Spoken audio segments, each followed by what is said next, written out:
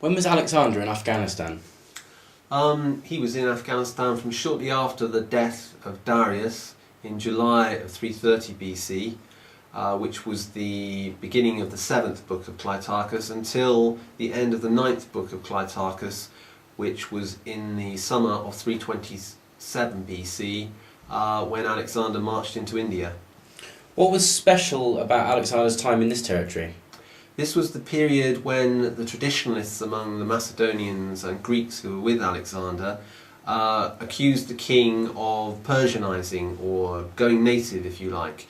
Alexander seems to have adopted various aspects of Persian paraphernalia, such as parts of the Persian royal dress. But perhaps what really rankled was his appointment of some senior Persians to top roles within his regime. For example, Oxathres, the brother of Darius, he made one of his inner group of elite friends. Artabazus was made governor of Bactria. Perhaps the most offensive of all was that Darius's eunuch, Bagoas, became Alexander's confidant and lover during this period. These traditionalists saw these things as a betrayal, and it caused the most extreme of them to hatch plots against the king's life. What was the nature of these conspiracies? Well, the first of them occurred at a place called Prophthasia. Alexander probably named it Prophthasia. It means anticipation in Greek, and it's the place where he anticipated this plot. It's the modern town of Farah in western Afghanistan, and it's shown by the red circle on this map. What basically seems to have occurred is that Philotas was told in confidence of a conspiracy against Alexander's life, but he failed to pass the information on to the king. A little while later, Alexander got the same information by different means, and he had one of the leading conspirators, Dimnus, arrested, but when the men went to arrest him, Dimnus fell upon his sword, essentially committing suicide. This cast Philotas's role in a very bleak light, and he was essentially accused of complicity in the plot and tortured and executed.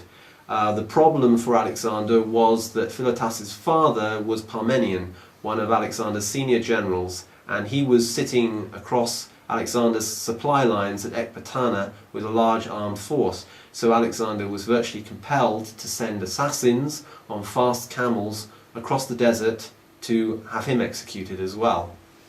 Was there another?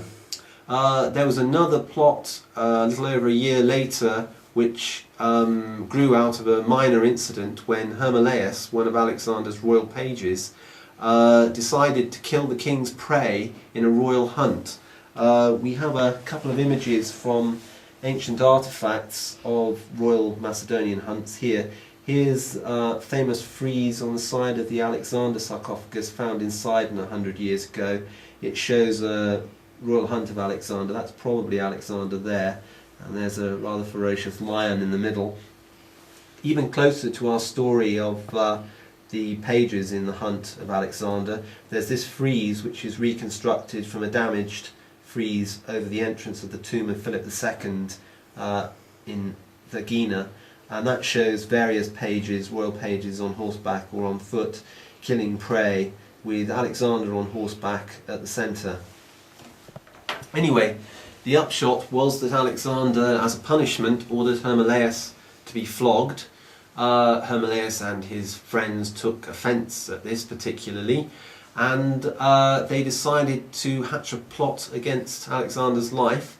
They waited for a night when they were all going to be on guard duty outside the king's tent together, and they were going to murder him in his sleep, but fortunately he stayed up drinking all that night. And then a little while later, when they'd missed their opportunity, the plot was revealed. Hermolaus and his friends were arrested and tried, and then the loyal pages, which was most of the remaining pages, tortured them to death. And that's the upshot of that. What about the campaigning? Did even Alexander fail to subdue Afghanistan? Well, it's certainly true that he couldn't rely upon force of arms. Rather, he also had to forge alliances with the natives. And this he did by, for example, marrying Roxanne, famously the daughter of one of the tribal chiefs in Afghanistan. And this proved a highly successful strategy. There were Macedonian and Greek kings in the area for the next several centuries, and there's wonderful evidence of that in some of the beautiful Greek coins that they minted. For example, this is a coin of the Greek king Eucratides, who ruled in Bactria 150 years after the time of Alexander. On this side you can see the king himself wearing what's called a Boeotian cavalry helmet, which is exactly the style of cavalry helmet that was worn by Alexander and his men.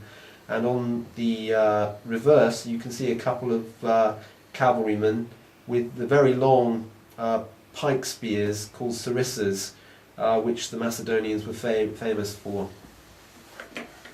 How would you sum up the Afghan years?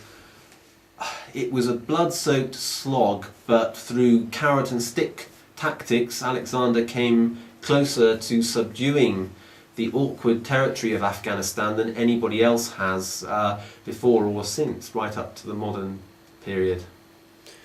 Where can viewers find your reconstruction of Alexander's Afghan adventures? The reconstruction of this part of Clitarchus is due for publication in the middle of 2011.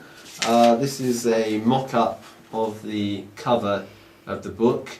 It's a wraparound cover based on an engraving of 1608 from a series done by Antonio Tempesta called The Principal Deeds of Alexander. In addition to that, people can check out the latest details of the reconstruction project on my website at www.alexanderstomb.com. Thank you.